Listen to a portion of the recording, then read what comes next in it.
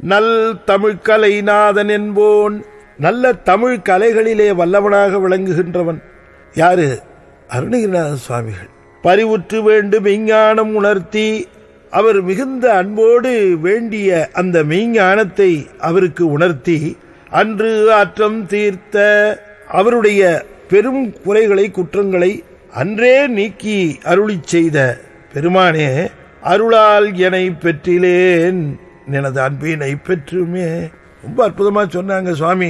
அன்பு வேற அருள் வேறுன்னு. சுவாமிக்கு எல்லார் வேலையும், முருகனுக்கு எல்லார் பேர்லயும் அன்பு இருக்கும், அன்பு இல்லாம இருக்காது. ஆனா பக்குவம் வந்தவர்களுக்குத்தான் அருள் கிட்டும். நம்ம பேர்ல எல்லாத்து பேர்லயும் சுவாமிக்கு அன்பு உண்டு. முருகன் அன்பு இல்லாதவர்கள் யாரும் சொல்ல முடியாது. எல்லா உயிர்களும் தானே அவன் உயிர்கள், அவனுடைய குழந்தைகள் மாதிரிதான். எல்லாத்து பேர்லயும் அவன் அன்பு செலுத்துவான். தன் மேல அன்பு செலுத்தாதவர்கள் மேல கூட அவன் அன்பு செலுத்துவான். அவர்களுக்கு வேண்டிய அந்த கருவிகரணங்களை கொடுத்திருக்கிறான், இந்த உலகத்தை கொடுத்திருக்கிறான். நல்வினை செய்திருந்தா அந்த பயனையும் கொடுப்பான். அதனால எல்லா உயிர்கள் மீது அன்பு இருக்கிறது. ஆனால் அருள் அடியார்களுக்கு மட்டும்தான் கிட்டும்.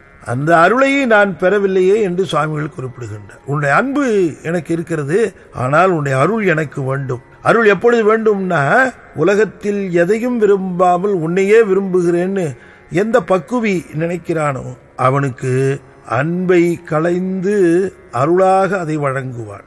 அதான் இந்த அன்பு நிலை மாறி அருள் நிலையாக அது கிடைக்கும். அந்த அருள் நிலை எனக்கு வரவில்லையே என்று சுவாமிகள் விண்ணப்பிக்கின்றார்.